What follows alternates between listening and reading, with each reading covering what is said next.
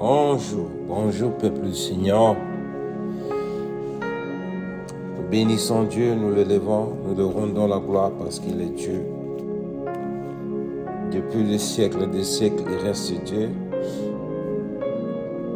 Il nous fait la grâce d'être là encore ce matin. Nous devons bénir son nom pour tous ses bienfaits, car ce n'est que sa grâce, sa bonté, sa miséricorde qui nous permet d'être là encore ce matin. Amen. Nous revenons encore ce matin au travers de cette méditation matinale que nous avons l'habitude de faire. Nous allons méditer sur quelques points essentiels, c'est-à-dire l'exhortation à la sainteté, s'il faut le dire de cette manière. Nous allons débattre vraiment quelques points essentiels qu'il faut pour notre foi, afin de demeurer dans l'espérance que Dieu nous a appelés. Amen. Car nous devons comprendre, mes bien-aimés, Jésus-Christ est venu dans ce monde spécialement pour nous offrir un élément, c'est-à-dire une partie de son sang, afin de nous rendre purs devant notre Créateur. Car tous les 33 ans que Jésus a passé dans ce monde était spécialement pour nous offrir ce sang. Chose étrange, en tant que chrétiens, beaucoup ne considèrent pas ce sang de Jésus-Christ. Nous l'utilisons juste pour le faire profitable, pour nous défendre, pour nous sanctifier. Mais s'il faut voir la manière dont nous considérons ce sang, il n'y a pas vraiment, on n'y plonge pas tellement de regard là-dessus pour valoriser cela. Voilà pourquoi nous continuons à pécher chaque jour. Mais si nous rentrons nous-mêmes en valorisant ce sang, nous allons bannir tout ce qui nous pousse à pécher, parce que le sang de Jésus est l'élément primordial que nous devons avoir permanent pour garantir le salut de nos âmes. Alors, nous revenons dans le texte de 1 Pierre chapitre 1er, à partir du verset 15, un peu jusqu'en bas, jusqu'au 19, le Seigneur nous dit ceci dans sa parole. Mais, puisque celui qui vous a appelé est saint, vous aussi soyez saints dans toute votre conduite. Selon qu'il est écrit, vous serez saints, car je suis saint. Parole du Seigneur. Ici, mes bien-aimés, la parole nous dit ceci, que celui lequel nous sommes en train de nous appeler, plutôt celui qui nous a appelés à venir vers lui, sa nature reste saint, il est saint. Voilà pourquoi il dit, nous aussi nous devons être saints dans notre conduite. Quand on voit, ça veut dire que notre conduite, c'est ça qui engendre le péché en nous pour nous rendre impurs devant notre Dieu. Si nous comprenons que c'est Dieu qui nous a appelés, comme il est écrit dans sa parole, nul ne vient au Père s'il n'a pas été appelé du Père. Si Dieu nous a appelés, ça veut dire que nous devons comprendre que nous devons marcher dans la voie où nous devons garder la sanctification comme Dieu lui-même, il est saint. Nous devons aussi porter sa nature au travers de nos conduites. Si nous comprenons cela, mes bien-aimés, notre foi n'aura pas de problème, parce que c'est la raison laquelle Jésus est venu dans ce monde. Donc, efforçons-nous, mes bien-aimés, de comprendre que Jésus-Christ nous a appelés à être saints. Nous devons être aussi saints comme il le dit. Amen. Dans le livre de Jean, chapitre 10, par le verset 27 à 29, le Seigneur dit ceci. Mes brebis entendent ma voix, je les connais et elles me suivent. Je leur donne la vie éternelle et elles ne périront jamais. Et personne ne les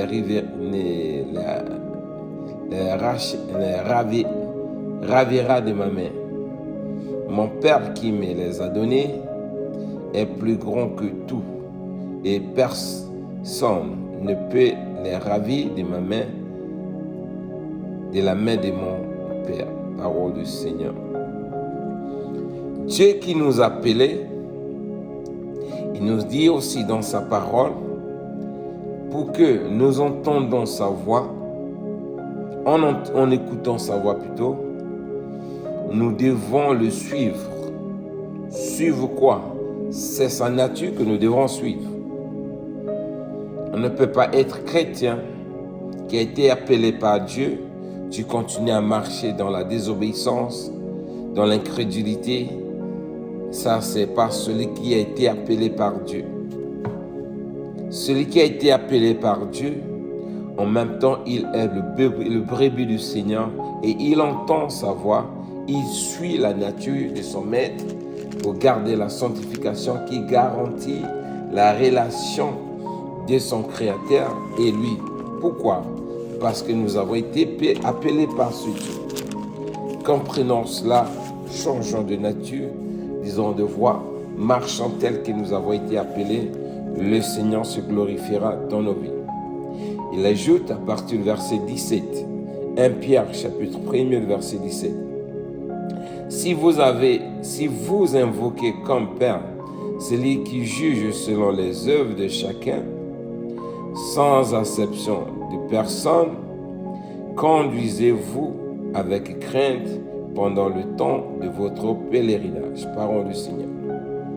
Alors ici, mes bien-aimés, Dieu nous a appelés, comme il a dit dans le premier verset, à partir du verset 15. Comme sa nature est sainte, notre conduite doit s'attacher à sa nature parce que Dieu est saint.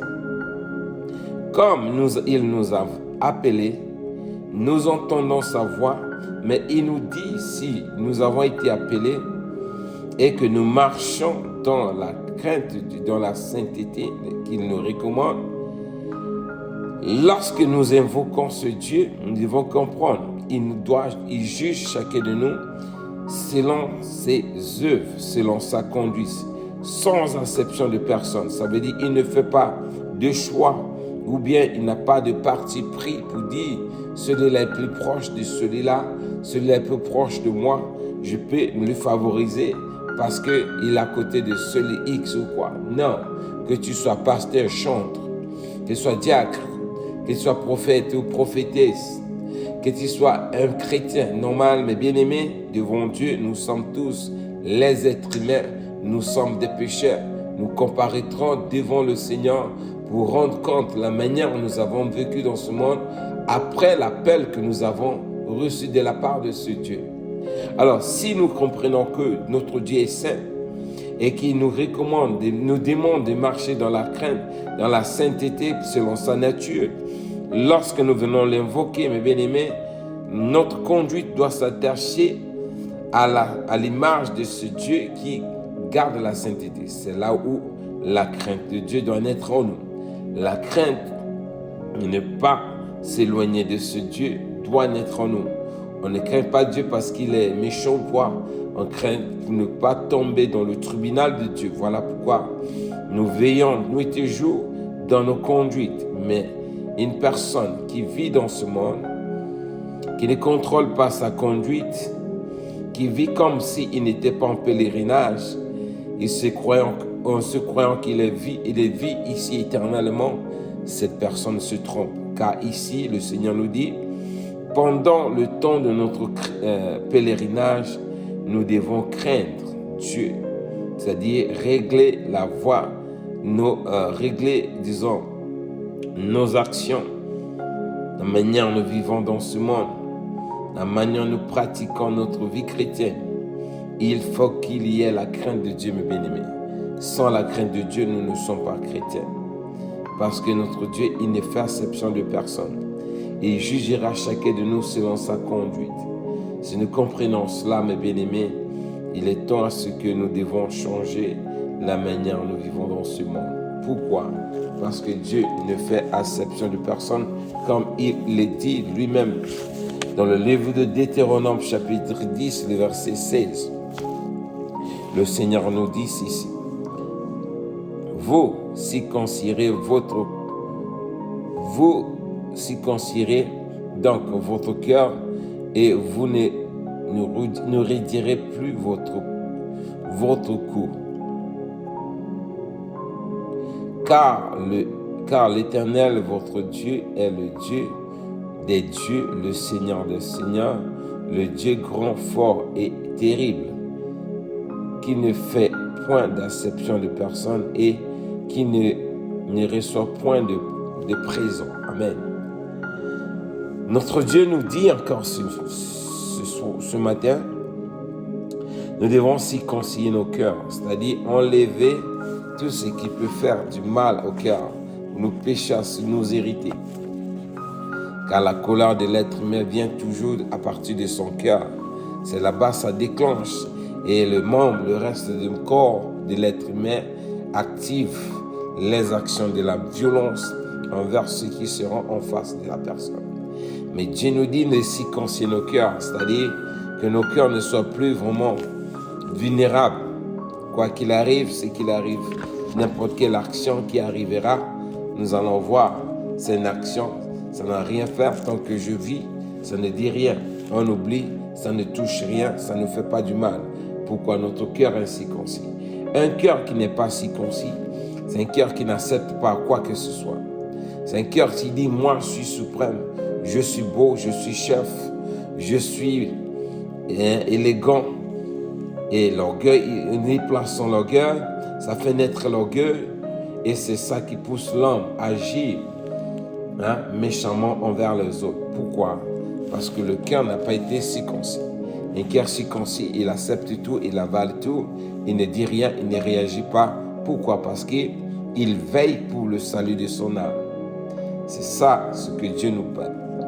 Alors, si Dieu nous dit cela, mes bien-aimés, nous devons comprendre l'importance de garder vraiment la crainte de Dieu. Amen. C'est ça qui fait naître la circoncision du cœur. C'est ça qui circoncit le cœur de chacun de nous en tant que chrétien. Mais celui qui n'a pas la crainte de Dieu, son cœur n'est pas circoncis.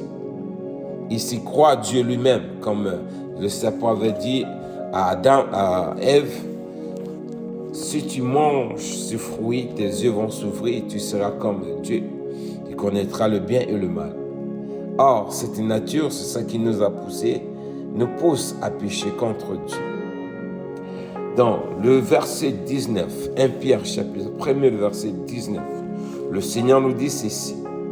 Mais, par le sang, il dit, le verset 18 plutôt, sachez que ce n'est pas par des choses périssables, par de l'or ou l'argent, que vous avez été rachetés de la vaine manière de vivre que vous avez hérité de vos pères, mais par le sang précieux de Christ, comme un agneau sans défaut, sans tache.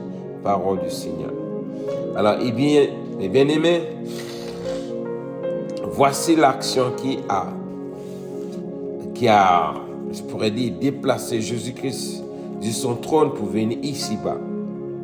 Et la parole du Seigneur nous dit ceci. Nous devons reconnaître que ce n'est pas par des choses périssables, par de l'argent ou de l'or que nous avons été rachetés de la vaine manière de vivre que nous avons hérité de nos pères. Nos parents nous ont enseigné à vivre dans la vanité. Jésus-Christ est venu dans ce monde en se livrant lui-même pour nous racheter de toutes les mauvaises actions que nous avons héritées de l'enseignement, de l'éducation de nos parents, afin que nous puissions vraiment vivre par la vie qui s'obtient par le sang précieux de Christ, comme un agneau l'agneau, lui qui est venu en image d'un agneau, qui a été immolé, lui qui n'a pas de faute, ni de corruption, ni de tâche. Ce sang précieux a été versé pour nous délivrer de toutes les mauvaises manières, de toutes les mauvaises conduites, de toutes les mauvaises pratiques que nous avons pratiquées autrefois et qui nous condamnaient à cause de nos actions. Alors, mes bien-aimés, nous devons comprendre, comme le dit le verset 19, nous dit « Mais par le sang précieux de Christ comme un agneau sans défaut et sans tache. Si nous devons comprendre, si nous avons été rachetés par le sang de Jésus, ça veut dire que notre conscience doit changer pour valoriser ce sang. Aujourd'hui, nous valorisons l'or et l'argent au détriment du sang de Jésus-Christ. Alors que la parole du Seigneur nous dit ceci. Le sang de Jésus est venu nous racheter. Non pas comme l'or et l'argent achètent quelque chose, des articles ou bien les marchandises ou bien des biens devant un marchand. Mais le sang de Jésus juste nous a racheté de toute mauvaise conduite, mauvaise pratique, la méchanceté de nos actions, l'incirconcision de nos cœurs et tout ce que le corps peut engendrer comme péché. Le sang de Jésus nous a rachetés de toutes ces convoitises, de toutes ces actions de méchanceté. Mais en tant que chrétiens, mes bien-aimés, pourquoi sommes-nous encore en train de pécher alors que le sang de Jésus a coulé pour nous racheter? Celui qu'on rachète, celui qu'on achète, celui qui est vendu en esclavage. Je pourrais prendre l'image de Joseph lorsqu'il a été vendu en esclave avec les Ismaélites.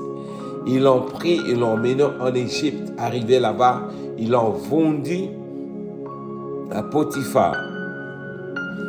Joseph ne pouvait pas se défendre lui-même pour dire, bien que j'ai été vendu comme esclave, je vais vivre comme je veux. Non, il vivait sous les ordres de Potiphar. La femme de Potiphar mentit sur lui, pour lui, il croyait que c'était réel. Il a commis un faille. Il l'a envoyé à la prison. C'est pour dire quoi? Un esclave, celui qui en achète, celui qui en rachète, il est l'esclave de celui qui l'achète. Alors, nous sommes, la parole du Seigneur nous dit, nous avons été rachetés par le sang de Jésus. Nous devons carrément nous aligner sur la volonté de Dieu. Vivre désormais selon la volonté de Dieu, non pas selon nos volontés. Celui qui n'est pas racheté, il va continuer à vivre comme il veut. Il va toujours s'énerver, il va toujours pratiquer des choses, disons des actions qui sont contraires à la volonté de Dieu. Pourquoi? Parce qu'il n'est pas racheté par le sang de Jésus. Si tu es véritablement racheté par le sang de Jésus, régale toi-même ta conduite, régale la manière dont tu marches. Si c'est vrai, le sang de Jésus a l'influence sur toi, la crainte de Dieu va naître en toi. Pourquoi? Parce que tu sais que c'est par la grâce que Dieu t'a racheté. Tu vas en profiter pour saisir cette opportunité, pour ne pas retourner là où tu étais hier. C'est là où on est transformé, on est né de nouveau. Mais si cela n'arrive pas, c'est parce qu'on est encore loin de cette réalité pour comprendre cela. Mais bien aimés, tous ceux qui sont nés, rachetés par le sang de Jésus-Christ, ils sont devenus cela, ils valorisent cela comme Jean a dit. Jean, dans le livre de Jean, chapitre 1er, le verset 29, le Seigneur nous dit ceci. Regardez ce que Jean-Baptiste nous parle ici, les déclarations de Jean-Baptiste lorsqu'il avait vu Jésus-Christ. Le Seigneur nous dit ceci dans sa parole. Le lendemain, il vit Jésus venant à lui et il dit, voici l'agneau de Dieu. À lui, et il dit, voici l'agneau de Dieu qui ôte le péché du monde. Jésus est l'agneau de Dieu qui ôte les péchés du monde. Quand on note quelque chose en toi, on enlève cela. On n'a pas dit quelque chose, on enlève et ça revient. Quand on enlève quelque chose, la chose ne sera plus là. Parce que ça a été enlevé, ça a été jeté à l'enfer, ça brûle au feu de la géante. Mais toi, tu as été racheté. Pourquoi? La sainteté de Jésus a été incorporée en toi. Tu marches désormais dans la crainte de Dieu. Pourquoi? Parce que c'est un acte spirituel qui toujours à jour, jusqu'à ce que Jésus-Christ lui-même. Pourquoi? Parce que nous avons été appelés, nous sommes ses brebis, nous entendons, nous avons entendu sa voix, nous le suivons chaque jour dans notre marche, dans notre quotidien. Pourquoi? Parce que nous ne voulons plus retourner là où nous étions hier. En voyant ce qu'il nous a fait pour nous, nous sommes attachés à la voie à laquelle il nous conduit désormais, parce que nous ne dépendons plus de nous-mêmes. Si c'est lui seul qui est notre maître, si c'est lui qui nous a rachetés, comprenant cette réalité, notre vie chrétienne va changer carrément. Alors, nous devons comprendre. Regardez bien. Dans le livre de 1 Corinthiens, chapitre 5, le verset 7, le Seigneur ajoute également ceci. Faites disparaître le vieux levain afin que vous soyez une pâte nouvelle, puisque vous êtes sans levain, car Christ, notre Pâque, a été immolé. Amen. Si Jésus-Christ nous a rachetés, il a ôté nos péchés à cause de l'immolation de sa vie. Le Seigneur nous dit ceci, nous devons faire disparaître le vieux levain, c'est-à-dire le vieux homme que nous avons hérité de nos pères, afin que nous soyons une pâte nouvelle, puisque nous sommes sans levain.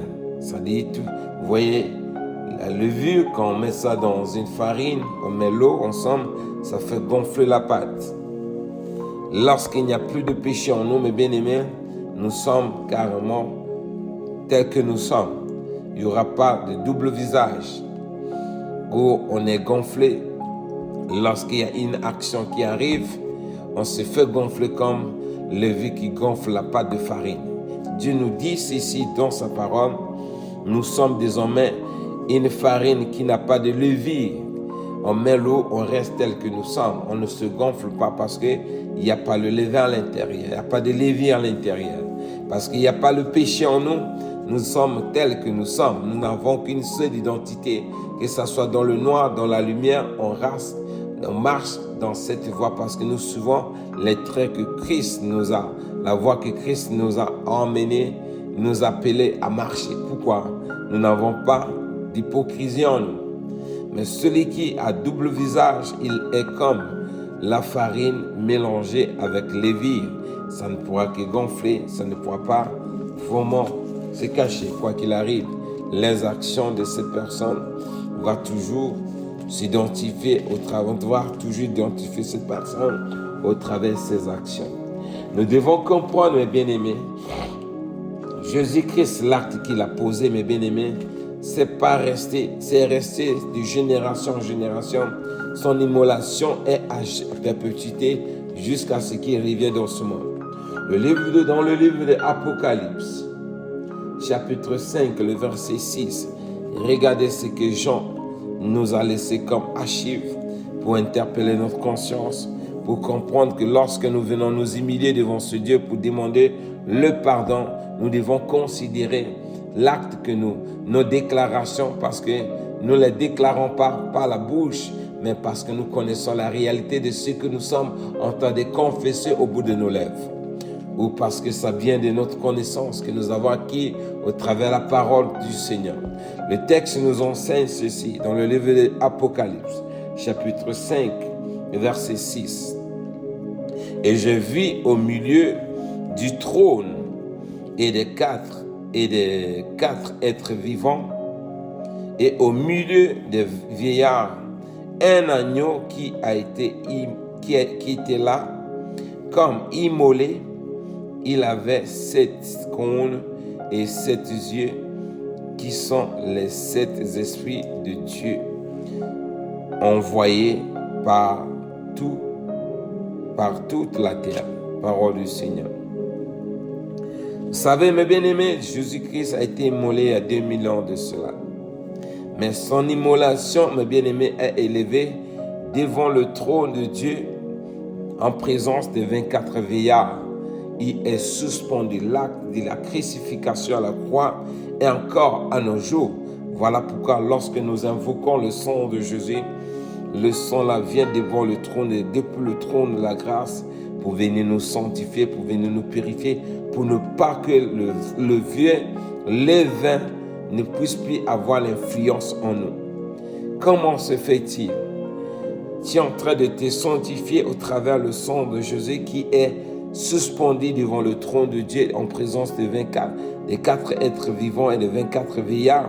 Mais jusqu'aujourd'hui, la pâte là de levain et la pâte et le vin levain ne continue toujours à avoir d'impact négatif dans ta vie. C'est pas normal, mes bien-aimés. Nous devons comprendre que Dieu nous a appelés à changer de nature, à vivre de nouveau, à naître de nouveau, de l'eau et de l'esprit, afin que nous en soyons bénéficiaires de la grâce des souffrances de Jésus-Christ à la croix, parce que ce n'a pas été en vain, mais c'est parce que Dieu nous a tant aimés, nous accorder cette grâce. Si c'est cela, mes bien-aimés, comprenons l'importance de la repentance, qu'elle soit vraiment sincère, quand on comprend que quelqu'un a dit souffert à la croix pour nous racheter de toutes les mauvaises conduites que nous avons pratiquées hier avant de connaître Christ. Comment nous avons connu Christ, après cela, nous continuons à pratiquer ces mêmes œuvres. C'est pas normal, c'est pas normal. Dans le livre de Hébreux, chapitre 9, le verset 14, le Seigneur ajoute encore ceci dans ses propos, dans ses législations. Il nous dit ceci: combien plus le sang de Christ, qui par son esprit éternel s'est offert lui-même sans tâche à Dieu, purifiera-t-il votre conscience des mauvaises des œuvres mortelles, afin que vous servez Dieu vivant. Je vais revenir verset 13 pour bien comprendre. Car si le sang des taureaux et des boucs et la cendre d'une vache répandue sur ceux qui sont souillés, sanctifiaient et procuraient la pureté de la chair, combien plus le sang de Christ, qui par son esprit éternel s'est offert lui-même sans tâche à Dieu, purifiera-t-il votre conscience des œuvres mortelles, des œuvres mortes, afin que vous servez Dieu, le Dieu vivant. Amen. Alors, comprenons cela, mes bien-aimés.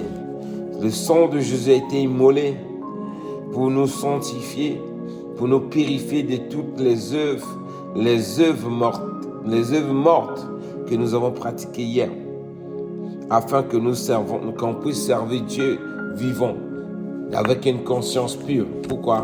Parce que nous avons été sanctifiés. Si nous comprenons cela, mes bien-aimés, voyons l'importance de la repentance, voyons l'importance que le sang de Jésus procure dans la vie de chacun de nous lorsque nous venons devant lui.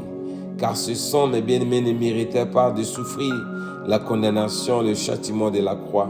Mais si Jésus a ça offert volontairement, honorons-lui dignement, valorisant ce sang dans nos vies, car Dieu sera glorifié dans l'ensemble de nos vies. Donc, c'est un peu ce qu'on avait à partager ce matin. Que Dieu nous bénisse, que Dieu nous protège. Shalom, shalom. On se retrouve prochaine fois. Bye.